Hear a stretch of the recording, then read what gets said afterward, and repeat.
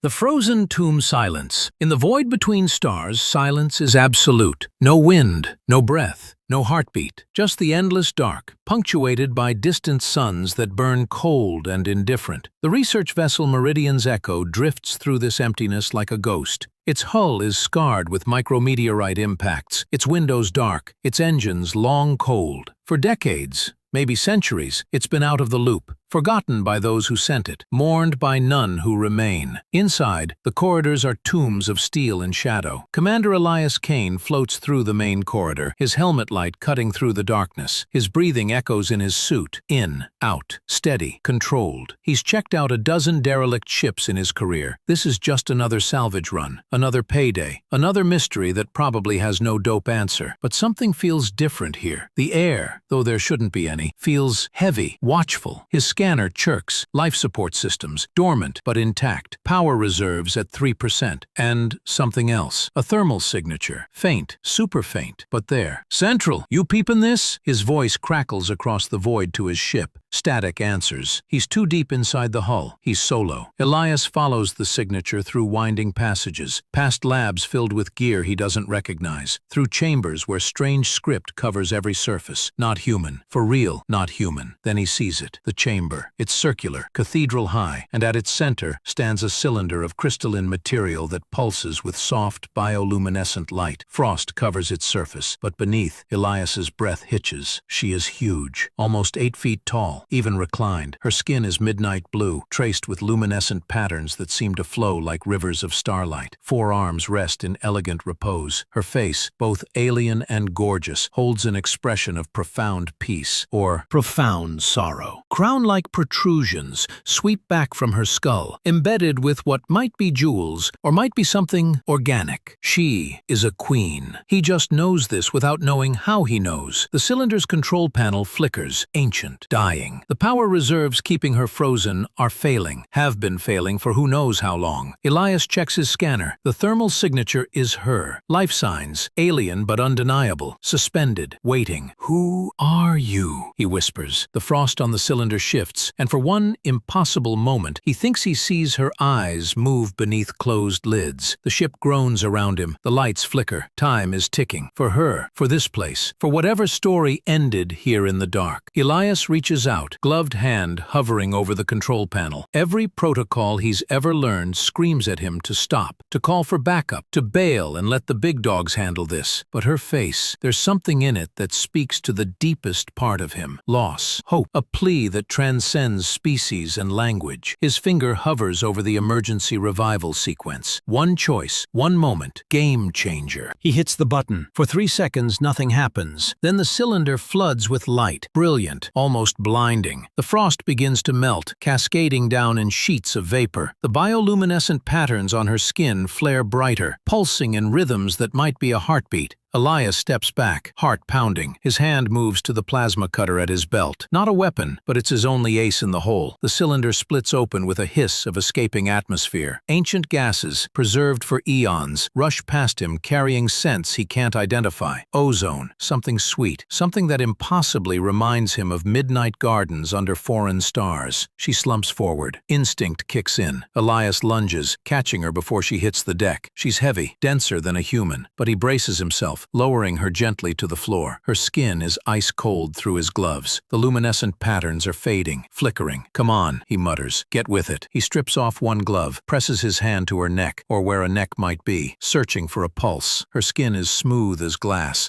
cold as deep space. For a moment, there's nothing. Then, heat. It blooms under his palm, spreading outward in waves. The patterns on her skin flare brilliant blue, racing across her body like lightning. Her forearms twitch. Her chest heaves with a sudden, gasping breath. Her eyes open. They are violet, deep as nebulae, and they are looking directly at him. For a moment, neither moves. The universe narrows to this, her eyes locked with his, ancient recognition in an impossible gaze. Then she speaks. The language is nothing he's ever heard, melodic, layered, as if multiple voices speak in harmony. But the translator implant in his ear catches fragments, struggles, then locks on. "You came." Her voice is weak, disoriented, but underneath runs something else. Relief, wonder. I'm human, from Earth. I found your ship. You were dying.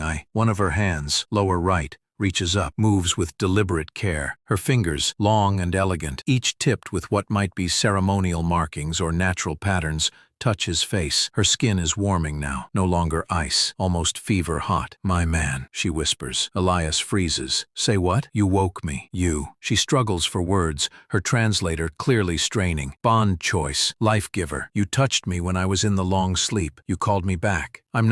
We just met. I don't—" But her eyes are filling with something that transcends language. Tears, perhaps, though they gleam silver in the dim light. Her hand trembles against his cheek. "I have slept for so long," she whispers. "A minute in the dark, alone. And you are here." The ship groans again. Red emergency lights begin to pulse. Whatever power he activated is draining the last reserves. The Queen, because he can't think of her as anything else, notices. Her eyes widen. She tries to sit up, fails, tries again. Elias supports her. "We got a dip," he says. "This ship is toast." She looks around the chamber, her tomb, and something passes across her face. Grief, acceptance. Then she looks back at him, and her expression shifts. Determination. "Yes." She grips his arm with surprising strength. "Yes, we go. Bet, can you walk?" "I will." She rises, unsteady on legs that haven't moved in centuries. She towers over him, regal even in weakness. Her crown-like protrusions catch the emergency lights, casting strange shadows. Elias slings her arm, upper left, over his shoulders, and they move together, step by halting step, toward the corridor. Behind them, the cryogenic chamber begins to collapse, its ancient systems finally surrendering to entropy. "What's your name?" Elias asks, as they navigate the darkening passage. She makes a sound, complex, musical. His translator struggles, then offers, "Lyra Essen, Queen Mother of the Third Spiral, Guardian of the Frozen Throne. I'm Elias, salvage pilot. No titles." She glances down at him, and for the first time, something that might be a smile touches her lips. "Elias," she repeats, tasting the word. "My man, we're gonna have to talk it out." "Yes," she agrees, leaning more heavily on him as they reach the airlock. "We will have much to discuss." His ship is waiting beyond, small, cramped, but alive, and warm, and clutch. As they cross the threshold and the airlock seals behind them, Elias looks back one last time at the Meridian's echo. It drifts silently into the dark. Its story ended. But another story, impossible, terrifying, dope, is just beginning. Worlds collide. Elias's ship, the Wayfarer, is designed for one person, maybe two if they're tight. Lyra Essen takes up all the space. She sits, or tries to, in the co-pilot's seat, her frame too large, too tall. Her upper arms rest on the armrests, while her lower arms fold across her torso, in what might be a gesture of uncertainty or discomfort. Her crown nearly brushes the ceiling. The luminescent patterns on her skin pulse softly, bathing the cockpit in gentle blue light. Elias runs system checks, trying to focus on the familiar routine. Course plotted, engines online, life support recalibrated for. He glances at her. "Mixed company. How are you feeling?" he asks. Lyreson tilts her head, a gesture that's almost human, almost not. Out of it. Weak, but alive. She flexes her fingers, watching the patterns on her skin ebb and flow. "I didn't think I'd wake up again." "What happened to you? To your ship?" Her violet eyes grow distant. "We were on the run. My people. There was war. Civil war. Those who believed in the old ways, my ways, and those who wished to burn it down and remake our civilization with cold efficiency." She touches her chest, where the patterns swirl in complex spirals. "I'm the last of the royal bloodline. My enemies wanted me dead. My allies wanted me hidden. So we ran into the deep dark. And then something went wrong. An attack. Sabotage. I don't remember. They put me in the long sleep to preserve me while they fixed the ship." Her voice drops to barely a whisper. "They never woke me. Maybe they died. Maybe they left me hanging. I don't know which is worse." The cabin falls silent, except for the hum of engines. "How long?" she asks finally. Elias checks the ship's dating systems against the Meridian's echo's last log entry. His stomach drops. "Best guess? 340 years. Lyrason goes very still. When she speaks again, her voice is hollow. "Everyone I knew is dust. My empire is gone. My children—" She stops, breathes. "I'm the only one left." Elias doesn't know what to say. What comfort can you offer to someone whose entire world bit the dust while they slept? Instead, he does something that probably breaks a dozen first contact protocols. He reaches over and places his hand on hers, the lower right one. She looks down at their joined hands, his, small and five-fingered, hers, elegant and long, with 6 digits, and skin that glows faintly in the dark. "You're not alone," he says quietly. Her eyes meet his, and this time the tears, silver, luminous, fall freely. She turns her hand over, gently enfolding his in a grip that could crush, but doesn't. "My man," she whispers again, and this time it sounds less like a title and more like a plea. "Spill the tea on this." In my culture, the one who wakes a royal from the sleep becomes bonded, life-paired. It's sacred law. But you